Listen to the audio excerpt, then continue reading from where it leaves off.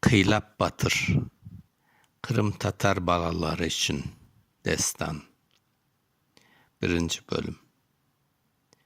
Zaman zaman ekende, arpa saman ekende, torgay sıymay ekende, kaplı kuplu bakalar, kanatlangan uçmağa, deryadaki balıklar, balık tutkan köşmege. Erte zamanlarda Kırım Tatar yurtlarında Karaltın Bey degen bir bey yaşagan eken. Karaltın Bey'nin bir oğlu var eken. Onun adı Kıylap eken. Kıylap küçükene yaşından akıllı, zirek ve meraklı bala bolgan. Babası onu köp siyse oğlunun yalnız özü için tuğul, halkı için de faydalı insan olmasını istegen. Kıylap 17-18 yaşlarına kelgende bir gün babasına "Baba, men okumak isteymen, bilmek ve dünyanı daha yaxşı anlamak isteymen. Benim için bir hoca tapıp beni okutun" dep aytkan. Karaltın Bey oğlunun bu üstüne sevingen. Okugan adamın bilişi artar. Bilgen akayın sözü de işi de faydalı olur dep cevap bergen. Kıylap bir hoca katına varıp okumaya başlagan. Hocası da onun zekasına hayran kalgan. 2. bölüm. Bilim izlegen bala. Kıylap her gün okuyup, öğrenip sorular soragan. O yalnız kitaplardan tuğul yaşlıların sözlerinden öğrengen. Çünkü eski insanlar köp yaşagan adam köp şey görer, köp şey görgen adam köp şey bilir de aytkanlar. Kıylap da her bir sözünü dikkatle tınlayken. Bir gün babası bütün ustazlarını sarayga misafirlikке davet etken. Kıylap gelenlerini karşılayıp onların her birine saygı görsetken. Misafirler yemekten son Karaltın Bey'in ulu Kıylap pek terbiyeli bala eken dep aytkanlar. Karaltın Bey oğlunun bu haline sevingen Kıylap ise misafirge saygı göstermek bizning eski adettir dep cevap bergen. 3. bölüm. Misafirlik ve bereket. Bir gün sarayda yine misafirler kelgen. Kıylap onlarını karşılap yemek ve su ikram etken. Misafirler onun akıllı sözlerine ve edebine hayran kalganlar. Kıylap her bir misafirge ayrı ayrı iltifat etken. O misafirlikni yalnız yemek vermek dep bilmegen.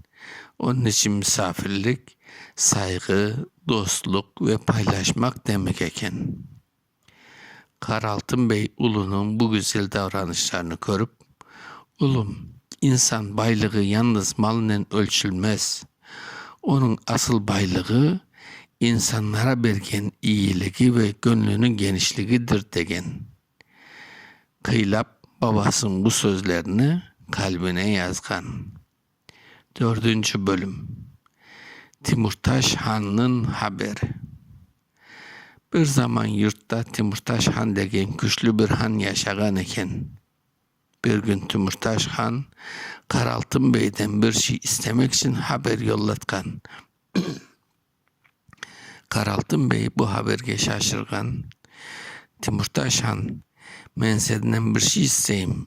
Eğer vermezsen yakında işlerimiz yaxşı olmaz" dep haber bergen.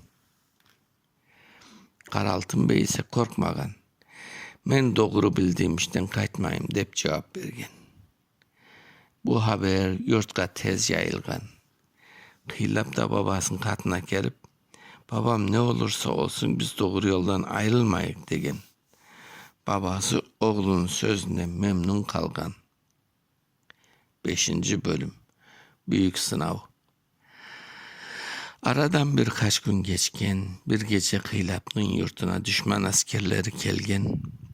Saray etrafında kargaşa başlagan Kıylap yakasında bulunan askerler yurtlarını korumaya çalışkanlar.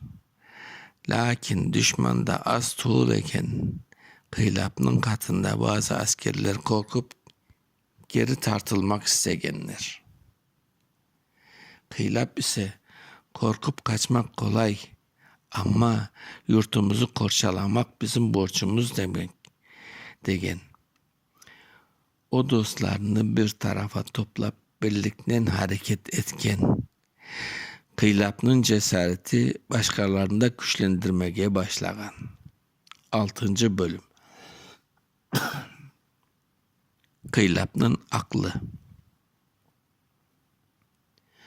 Savaş sırasında Kıylap yalnız kılıçka güvenmegen. O her bir işini evvelden düşünüp son hareket etken.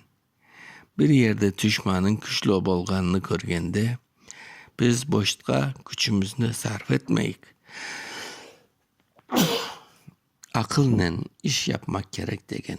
Dostları onun sözünü tınlaganlar Kıylap'ın tedbiri sayesinde kop adam kurtulgan. Bu olaydan sonra herkes Kıylap'ın güç yalnız bileginde tuğul aklındadır dep aytkan. 7. bölüm. Kıyın günler. Kıylap'ın başına türlü zorluklar gelgen. Bir gün o atının yolda ketip barkanda yol üstünde bir kasaba görgen. Lakin kasaba etrafında büyük tehlike var eken. Kıylap ve babası dikkatle ilerlegenler. Bir anda karşılarına türlü insanlar çıkan. Kıylap korkmagan. O evvel vaktine bakıp son ne yapacağını düşünüp algan. Karanlık Bey oğlunun bu haline karap sen artık bala tuğulsun Kıylap. Zor vakılda akılla iş yapmaya öğrendin degen. 8. bölüm. Yol dağı gizemli üy. Bir gün Kıylap anası babasıyla birlikte bir yolga ketip bara eken. Akşamga yakın bir üyge rast kelgenler. Üy sahipleri onlarını saygıyla karşılaganlar. Kıylap etrafta bir şeylerini tuysuz olmağını sezgen. Lakin üy sahibinin sözlerini tınlap sakin durgan. Birazdan üyge başka misafirler kelgen. Kıylap onlarını da dikkatle karap tınlagan. O her vakit olduğu gibi acele karar vermegen. 9. bölüm. Düşte görüngen şehir. Kıylap bir gece düşünde bir şehir görgen. Şehir uzak ve gizemli eken. Ertesi gün o düşünün tesirinden çıkalmagan. Anası onun halini görüp oğlum ne oldu dep soragan. Kıylap ana düşünde bir şiir gördüm. Bu düşünün manası bardır degen.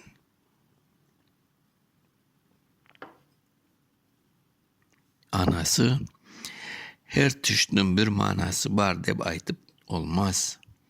Ama insan gördüğü şeyden bir ders alabilir degen. Kıylap bu sözlerini unutmagan. 10. bölüm. Kişkene kuş. Bir gün Kıylap bir kuş görgen, kuşunu tutup saraga alıp kelgen. Kuşunun köp güzel bolganını görgenler hayran kalganlar. Kıylap kuşunu padişah'a vermek istegen. Padişah kuşunu görgende, ey bala, bu kuşun ne istegen ne bar dep soragan. Kıylap, ben onu tutup aldım ama sizin gözünüzü görsetmek isteyim degen. Kıylap, padişah Kıylap'ın bu davranışını hoş görgen. 11. bölüm. Turancık. Bir gün Kıylap bir kız hakkında söz eşitken. Onun adı Turancık eken. Turancık pek güzel, akıllı ve zirek kız eken. Onun hakkında kim bu kızla evlenmek istese Ona 3 soru verir, sorularına doğru cevap vergen akayını seçer, dep ayta ekenler. Kıylap bu sözünü eşitken, onun konununda bir merak peyda bolgan, men de bu kızını bir körsem degen. 12. bölüm 3 soru. Kıylap Turançık'la karşılaşkan, Turançık ona, men sağa 3 soru soracağım. Eğer doğru cevap açsan, senin hakkında yakşı fikirde bolacağım degen. Kıylap, sor, bilmegenim bolsa, öğrenmeye tırışırım degen. Turançık 1. sorusunu bergen. Bu dünyada bir ana var, o dünyada türlü türlü tatlar getire. Bu ne? Kıylap düşünüp, tabiat ve toprak ana degen. Turançık 2. sorusunu bergen. Dünyada bir teregi var, tamırı cerde, yaprakları kökte. Bir yaprağı beyaz, bir yaprağı kara. Bu ne? Kıylap, bu hayatının teregi. Onun yaprakları gün ve gece gibi degen. Turançık 3. sorusunu bergen. Dünyada türlü türlü hayvanlar var. Onlardan ne için var olanı bilesin mi? Kıylap, her bir mahlukun bu dünyada öz yeri var. Tabiatını korumak insanın borcudur degen. Turançık, Kıylap'ın sorularını tınlap razı kala. 13. bölüm Kıylap'ın sabrı. Turançık Kıylap'a, sen yalnız güçlü tuğul eken, sen tınlap da düşünüp cevaplay da bilesin degen. Kıylap, insan her şeyini bilmez. Bilmegenini öğrenmekten korkmagan insan yakşı yola çıkayken. Turançık bu sözünü pek yakşı körgen. Bu Kıylap yalnız batırlığına tuğul, sabrına ve aklına da hayran kalgan. 14. bölüm Batır'ın asıl kuvveti. Kıylap'ın adı yurtka yayılmaya başlagan. Lakin Kıylap hiç vakit men büyük batırım dep aytmagan. O, benim batırlığımda babamın öğütlerinin, anamın duasının, dostlarının yardımı var degen. Bu sözlerini eşitken kartlar, işte hakiki batır bunday bolur. Özünü övmeyi, iyiliğini işitken körseter degenler. 15. bölüm Toy. Aradan biraz vakit geçken, Kıylap ile Turançık için toy hazırlığı başlagan. 40 gün 40 gece toy sürgen. Yurtunun 4 katından insanlar toyga kelgen. Davullar çalıngan, sazlar çalıngan. Balalar oynap, yaşlılar dua etken. Kıylap'ın gönlü sevinçten tolgan. Turançık da Kıylap'ını görüp, sen benim sorularıma doğru cevap verdin ama bundan da mühimi sen sözlerinden işlerini bir tuttun degen. Kıylap, sen de benim için yakşı bir dost boldun. Dostluk ve saygı bolmadan hiçbir yuva yakşı kurulmaz degen. Ve bunday Kıylap Batırman Turançık'ın toyları büyük bir şenlikle tamamlangan. Son. Kıylap Batır'ın destanı balalarga güzel dersler kaldıra. Birevi. Batırlık yalnız kılıç tutmak tuğul. Batırlık zor vakitte korkmay durmak. Batırlık akılla iş yasamak. Batırlık ana babanı saymak. Batırlık dostka sadık kalmak. En mühimi özünü büyük görmeyi, kalkına faydalı olmak. Kıylap Batır'ın adı da böylelikle nesilden nesile geçip insanlarga yaşap kalgan. Bir var eken, bir yok eken. Kıylap Batır'ın adı var eken. Batır'ın yolu uzak eken. Ama yoldan ketkenin yüreği her vakit aydın eken.